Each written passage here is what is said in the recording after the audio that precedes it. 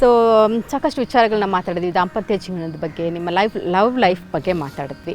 So ನಿಮ್ಮ ಬಾಲ್ಯದ ಬಗ್ಗೆ ಕೂಡ ತಿಳ್ಕೊಳ್ಳೋ ಆಸಕ್ತಿ ಇದೆ ಸರ್. ಸೊ ನಿಮ್ಮ ಬಾಲ್ಯ ಎಲ್ಲ ಎಲ್ಲಿ ಕಳೆದಿದ್ದು ಸರ್ ನೀವು? ಬಾಲ್ಯ ಈಗಿನ ಬಾಗಲಕೋಟೆ ಜಿಲ್ಲೆ ಮುಧೋಳ ತಾಲೂಕು ಎಡಹಳ್ಳಿ ನಂದೂರು. ನಾನು ಊರು ನಮ್ಮ ತಂದೆ ತಾಯಿ ಇರೋದು. ನಾವು ಹುಟ್ಟಿದ ಊರು ಚಿಕ್ಕಾಲಗುಂಡಿ ಅಂತೇಳಿ ತಾಯಿ ಊರು. ಅಲ್ಲೇ ನಾನು 7ನೇ ತರಗತಿ ಅಲ್ಲೇ ಇದ್ದೆ. 7ನೇ ತರಗತಿ ಮತ್ತು ಸಣ್ಣ ಹುಡುಗರದ ಓಡಾಡ್ತಾನೆ ಜಾಸ್ತಿ ಮಾಡ್ತಿದ್ವಿ, ಅದೇನು ಸುಳ್ಳೇನಲ್ಲ. ಆಮೇಲೆ ಮುಧೋಳಕ್ಕೂ ಹೈಸ್ಕೂಲ್ ಕಲ್ತೀವಿ. SLC ಮುಗೀತಿ. ಮುಗಿದ ನಂತರ ಹುಬ್ಳಿಗೆ ಗ್ರ್ಯಾಜುಯೇಷನ್ಗೆ ಬಂದೆ. ಇವರು ಇದಕ್ಕೆ ಗ್ರ್ಯಾಜುಯೇಷನ್ ಮುಗೀತಿ. ಆಮೇಲೆ ಬೆಂಗಳೂರಿಗೆ MPEd ಮಾಡೋಕ್ಕೆ ಬಂದೆ, ಮಾಸ್ಟರ್ ಡಿಗ್ರಿ ಮುಗಿದ ನೌಕರಿ ಮಾಡೋಕ್ಕೆ 5 ವರ್ಷ ಸರ್ವಿಸ್ ಮಾಡಿದೆ. ಸರ್ವಿಸ್ ಮಾಡಿದ ನಂತರ 80ರಿಂದ ಇಲ್ಲಿವರೆಗೆ ಇದೇ ಸಾಲಿ. ಓಕೆ. ಸೊ ನೀವು ಬಾಲ್ಯದಲ್ಲಿ ಹೇಗೆ ತುಂಬ ತುಂಟತನ ಮಾಡ್ತಾ ಇದ್ರಾ ಅಥವಾ ಸಾಫ್ಟ್ ಆ್ಯಂಡ್ ಸ್ವೀಟಾ ಹೇಗೆ ಸರ್? ಸಾಫ್ಟ್ ಗಿಫ್ಟ್ ಏನು ಇರಲಿಲ್ಲ, ರಫ ಇದ್ದೀವಿ ನಾವು. ರಫ ಇದ್ದೀವಿ, ಮಂದಿಗಳು ಜಗಳಾಡ್ತಿದ್ವಿ, ಹೊಡೆದಾಡ್ತಿದ್ವಿ. ಓಕೆ, ಅವೆಲ್ಲ ಮಾಮೂಲಿ ಇರ್ತಿದ್ವಿ. ಎಷ್ಟು ಜನ ಮಕ್ಕಳು ಸರ್ ನೀವೆಲ್ಲ? ಈಗ ಸದ್ಯ 3 ಜನ ಅದಾರ. ಓಕೆ. ಆಗ ನಿಮ್ಮ ತಂದೆ ತಾಯಿಗೆ ಎಷ್ಟು ಜನ ಮಕ್ಕಳು ಬಾಲ್ಯದಲ್ಲಿ? 2 ನಾವು. ಸೊ ಬಾಲ್ಯದ ಯಾವ್ದಾದ್ರು ಒಂದು ತುಂಟಾಟನ ನಮ್ಮ ಜೊತೆ ಶೇರ್ ಮಾಡ್ಬೋದಾ? ತುಂಟಾಡ್ತನ ಅಂದ್ರೆ ನಮ್ಮೂರಲ್ಲಿ ನಮ್ಮ ಮನೆಗಳಿಂದ ದೇಶಪಾಂಡೆ ತುಂಬ ಬ್ರಾಹ್ಮಣ ಮನೆ ಇರ್ತಿತ್ತು. ಅವರು ರಂಗೋಲಿ ಹಾಕಿದ್ರು, ಸೀತಾಬಾಯಿ ಅಂತೇಳಿ. ಆ ರಂಗೋಲಿ ತುಳಿದು ಹೋಗೋರು ಬೇಕಂತ ನಾವು. ಅವ್ರು ಮತ್ತೆ ಸ್ನಾನ ಮಾಡಿ ಮತ್ತೆ ಭಯ ಅವರು ನಮಗೆ. ಆಮೇಲೆ ಬಾಬುರಾವ್ ಅವ್ರ ಮನೆಯವರಿದ್ದರು. ಅವ್ರು ನಮ್ಮ ಮನೆ ಮುಂದೆ ಅವಾಗ ನಂಬರ್ 2 ಹೋಗ್ಬೇಕಾದ್ರೆ ಹೊರಗೆ ಹೋಗಿದ್ರು. ಅವ್ರು ಹೋಗಾಗಿಂದ ಅವ್ರದ್ದು ಒತ್ತಡ ಜಿಗ್ಗಿದ್ದೆ. ಇದೆಲ್ಲ ಮಾಡ್ತಿದ್ವಿ ತುಂಟತನ. ಯಾರ್ಯಾರಿಗೆ ಏನೋ ಅಂತಿದ್ವಿ. ದಿನ ಒಂದು ಜಗಳ ನಮ್ಮ ಮನೆಗೆ ಬರ್ತಿತ್ತು, ನಮ್ಮ ತಾಯಿ ಕಡೆ ಇರ್ತಿದ್ದಾವೆಲ್ಲ. ಅವೆಲ್ಲ ಈಗ ಅನ್ನಿಸ್ತಾವೆ. ಅಂದ್ರೆ ಮುಂದೆ ಕಾಲೇಜಿಗೆ ಬಂದಾಗ ಎಂತೆಂಥ ಮಾಡಿದ್ವಿಲ್ಲ ಅಂತ ಅನ್ನಿಸ್ತದೆ. ಬಟ್ ಪ್ರೈಮರಿ ಲೆವೆಲ್ದಲ್ಲಿ ಹುಡುಗರಿದ್ದು. ಬಟ್ ಅದನ್ನು ಬಿಟ್ಟು ಕೆಟ್ಟ ಕೆಲಸ ಅಂತೂ ಎಲ್ಲಿ ಮಾಡಿಲ್ಲ. ಓಕೆ ಮೇಡಮ್, ಸರ್ ಸಂಬಂಧಿಕರೇ ನಿಮಗೆ, ನೀವು ಚಿಕ್ಕದ್ರಲ್ಲಿ ಸಿಕ್ಕಿದಾಗ ನಿಮ್ಮ ಜೊತೆ ತುಂಡಾಟ ಮಾಡಿದ್ದೇನಾರು ನೆನಪಿದೆಯಾ ನಿಮಗೆ?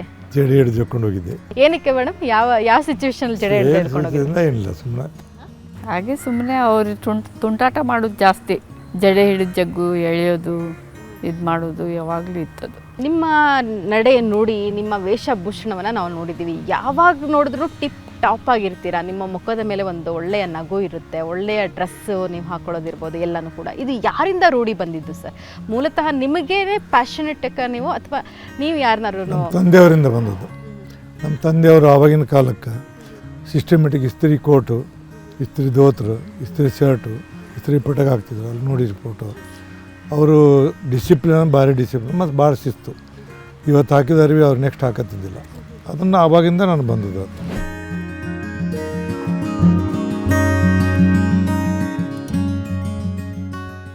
ಸೊ ಚಿಕ್ಕ ವಯಸ್ಸಿನಲ್ಲಿ ಯಾವತ್ತಾರು ಬಟ್ಟೆಗೋಸ್ಕರ ಆಟ ಮಾಡಿದ್ದು ಅಥವಾ ಹೊಸ ಬಟ್ಟೆ ಹಾಕಿದಾಗ ಕೊಳೆ ಮಾಡ್ಕೊಂಡು ಜಾತ್ರೆ ಬರ್ತಿತ್ತು. ಆಗಿವನಿಗೆ ನಮ್ಮೂರು ಜಾತ್ರೆ ರೇಷ್ಮೆ ಅರ್ಬಿ ಬೇಕಂತ ನಾ ರೇಷ್ಮೆ ಶರ್ಟು. ಆವಾಗ ರೇಷ್ಮೆ ಶರ್ಟ್ ತೊಡ್ದಂದು ದೊಡ್ಡದೊಂದು ಬಂಗಾರ ಹಾಕೊಂಡಂಗೆ. ಅದಕ್ಕೆ ಎಷ್ಟೋ ಸರಿ ಹಠ ಮಾಡಿ ಊಟ ಬಿಟ್ಟು ಕುಂತದ್ದು ಉಂಟು. ಅದೆಲ್ಲ ಮಾಡಿ ತಂದು ಕೊಟ್ಟದ್ದು ಉಂಟು ಅಂತ. ಅಷ್ಟೇ ಅವಾಗ ಮತ್ತೆ ಯಾವ ಆಟ ಇಲ್ಲ. ಸೊ ಅವಾಗ ನಿಮಗೆ ಆ ರೀತಿಯ ಬಟ್ಟೆಯ ಒಂದು ಕ್ರೇಜ್ ಹೆಂಗೆ ಶುರು ಆಯಿತು ಅಂತ ಹೇಳಿದ್ರಿ. ಇವಾಗ ನಿಮ್ಮಿಬ್ಬರಲ್ಲಿ ಯಾರಿಗೆ ಶಾಪಿಂಗ್ ಕ್ರೇಜ್ ಜಾಸ್ತಿ? ಅವರಿಗೆ.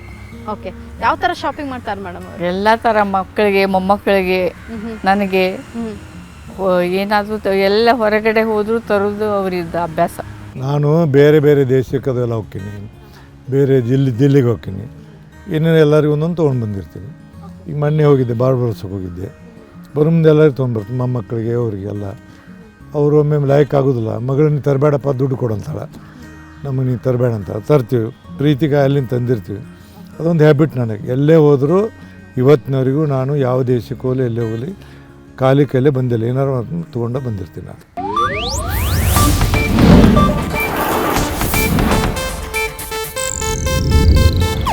ಇದು ಏಷ್ಯಾನೆಟ್ ನ್ಯೂಸ್ ನೆಟ್ವರ್ಕ್ ಪ್ರಸ್ತುತಿ.